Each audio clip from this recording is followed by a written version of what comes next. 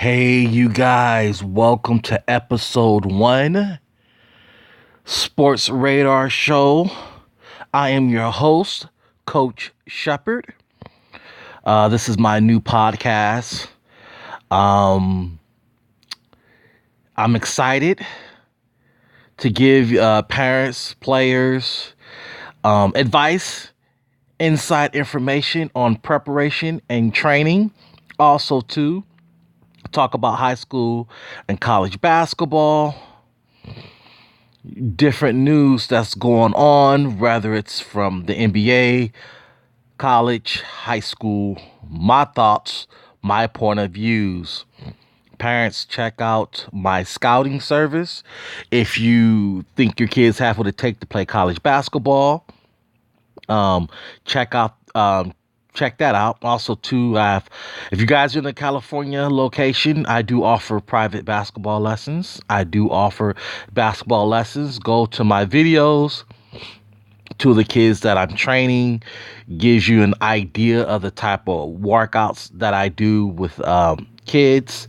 Also, too, I do work with girls. I do coach girls basketball. So, contact me. You guys have my number. Go ahead and contact me. Any information that you guys need, go ahead and send me an email. Let's get off into it. Okay, so I'm going to talk about travel ball. And as a kid that I'm working with, he's playing travel ball, and he's actually a good player. He just started developing. He's about 6'2", and he's came a long ways. But parents, okay, if your kid's not getting the playing time if you feel that your kids are not getting the playing time, I would advise to go talk to the coach and ask the coach, hey, coach, what does my son or it's very important that you communicate with the coach. And also, too, a lot of it's mental. Especially if kids are just developing. A lot of kids get nervous, and, if they're not used to playing a lot of basketball, especially if they don't watch basketball. Here's a tip, parents. Kids must have a basketball IQ. The only how you get a basketball IQ is by having your kids watch college basketball, not the NBA, college basketball. Take them to high school games. Get on YouTube and Google certain players. Like Colin Sexton's another player that I like out of Alabama. I think he's going to be a top pick in the NBA. I love his game. But get your kids watching college basketball and high school basketball more so than NBA. Google player highlights. Get on my platform, because I'm going to be updating and about pointers and shooting videos and ball handling videos and scenario videos. That's very important. Kids must have a high basketball IQ. Also, two kids got to be playing.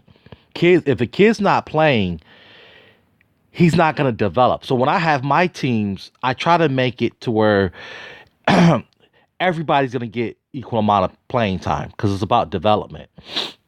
It's not necessarily about winning. If a kid's not that good, okay, he's not going to be on my team. If I can't play him, he won't be on my team. I don't like when coaches put their star players in, okay, which, hey, it is competitive. It's not rec ball. I get it. But at the same time, you can't just play your best kids and then have the other kids sitting. If they're that bad to where you can't put them in the game, then they shouldn't be on a team. When I coached, I've been coaching since I was 18 years old. I like to have a balanced attack. I like how West Virginia, I like their system. In Kentucky, I like their system. Don't necessarily like the coach, but how I like their system. But anyhow, so I digress. So this parent was arguing with me, and he was saying, well, he needs to practice more and more. He needs to do this. He needs to do that. I was like, no, no, no, no. It's not necessarily practicing. It's the mental. Kid's nervous. He's afraid of dribbling. He's afraid of getting the ball stolen. Even though we practice over and over and over and over again, the same moves over and over again, he's nervous and he's afraid to do the move. So then I was going back and forth with this parent. He was disagreeing with me. No, no, you just need to train him harder. Not necessarily. I didn't really argue with him. I was like, okay, that's fine. What? Okay, but you know. And as I was working with my kid, and we're talking, and I said, well, how come you don't dribble? How come you don't use the moves that we worked on? And he says, I'm afraid. I'm scared. That's like, I knew that. So you have to make it fun for them. You have to make it relaxed for them. You train them, but at the same time, if they're not having fun with it, they're not going to perform to their highest ability. So, parents, like I said, if your kids are not getting the playing time that you feel that they deserve, talk to the coach before you pull them. And if it doesn't work, then put him in a place to where he can play, to where he can develop, especially if they're young. Kids at this age need to be playing and having fun.